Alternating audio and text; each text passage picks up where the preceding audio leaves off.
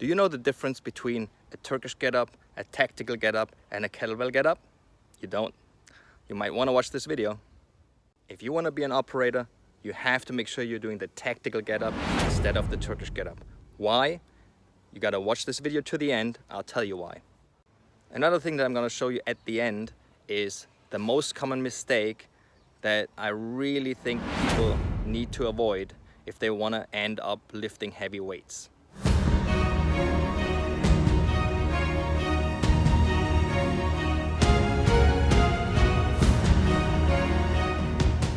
I'm Mike, this is Project-Archangel, and today I'm going to explain to you the technical details of how to do a Turkish Get Up correctly.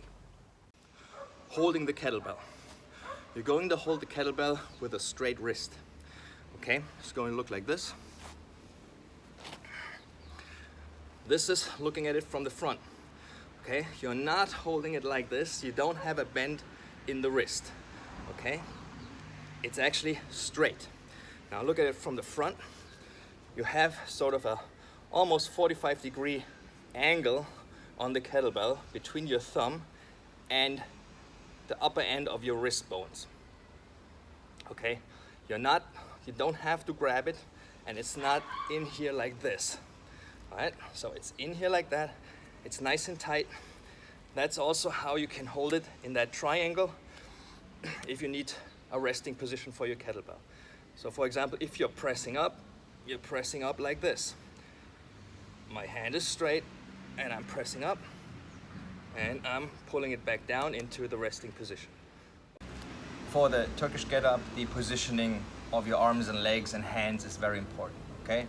Just think of like a building you're trying to construct, okay? If the base layer is not good and your supports are in the wrong place, the whole thing is gonna crumble down once you put a lot of stress on it, okay? And if that weight gets really high, let's say 32, 48 kilos, there is a lot of stress on your construction. So make sure when you train, you do it correctly from the beginning. It's very, very difficult and time consuming to retrain wrong movements later on. So starting position. You're going to use the right hand for this exercise, first repetition. The right foot is going to be out at a 45-degree angle, okay? What this foot is going to do, going to push into the ground, keep a tight core, and that foot is going to turn your whole body, okay, including the weight. Now the opposite arm is going out at a 45-degree angle as well. If you go out up here or down here, you run into problems. So keep it at 45 degrees. You can adjust slightly later on when you get more experienced, depending on the relation of your arm length to your torso and leg length, but you'll find that out yourself. So, beginning, grab the kettlebell, roll it over to your chest, okay, press it up. So again, from this position, you always keep your gaze on the kettlebell, okay? You're not looking around anywhere else. This is going to help you with your focus and your balance. So 45 degrees, 45 degrees. From here, you're gonna press into this, and you're going to do almost a 90-degree turn, right? Now from here up, you're going to push yourself up onto your elbow. In a fluid movement, this is going to go much easier. Now I'm gonna look at the camera so you can hear me talk. I should be looking up here when I do it for real, okay? So from here, just take note, I'm not moving my arm or my hand during the whole exercise, okay? Because I have good position and I can't afford to move that if I have a 48-kilo kettlebell over my head. So from here, you're going all the way up on your hands. You're not repositioning the hand.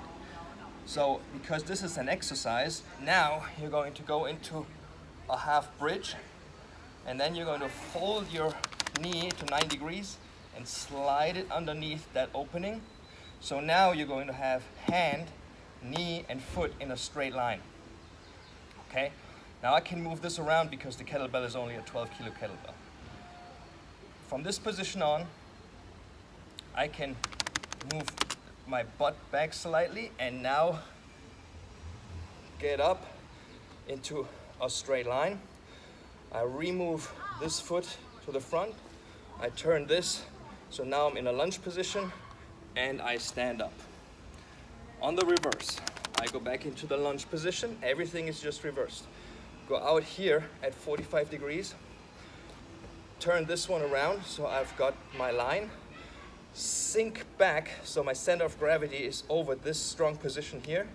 And then put my hand down again in one line with my knee and my foot. So from here again, I'm sliding my foot through this hole. You can already see if I got a different hand positioning or leg positioning, I won't have enough space to slide that foot through. That's where many people run into problems.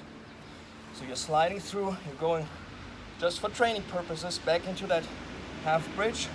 Now you're sitting down, and you're not sitting down on your tailbone, you're sitting down slightly sideways off on your glute. All right? From this position, I use this leg to support the way down. I go down again at a 45-degree angle backwards onto my elbow, and from here I roll, or I lower myself sideways onto my lats, and now I can roll back down into the original position. And then all I do is I basically transition my hands and my feet, and I go on the other side. The biggest mistake that I see over and over again that prevents people from finally, when they get strong, going really strong and going upwards of 32 kilos. Here it goes. So from this position, what people usually do is this. They have the hand too high up here, because that way it's easier to get to this position, right? But now they are here, and now the hand, the support is too far away to get up, okay? Because they might actually slide backwards if they lift their butt up. So what they do now is they move the hand here, which is fine with a 12 kilo, but imagine you got a 48 on top of that. You're not going to do that, okay? You're not gonna get one pillar of support off the ground and be fine. It's not gonna happen.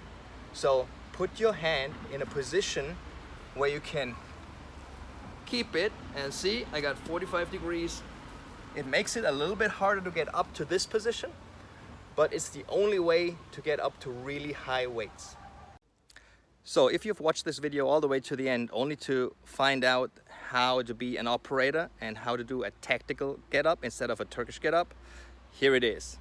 It's the same fucking thing. The only difference is the name. So if you've been doing Turkish get ups, you can calm down, everything is good. If you've been doing tactical get ups, sorry, you're not any cooler than the guys that have been doing Turkish get ups. But doesn't matter, it's an awesome exercise. So if you did it at all, you did something good, and if you didn't, you know, if you want to operate, you probably should do either one of those versions. Hey, if you got anything positive out of this video, and I know you did, so subscribe to the fuck. That money clip us now, the new now looks like. Whoa, upgrade her diamonds, now her girlfriends are like. Whoa, whoa, whoa, whoa, whoa, whoa. I hit recorded, drop, you can't ignore it. I'm transforming now these cars and planes, I'm always boarding. Just out touring.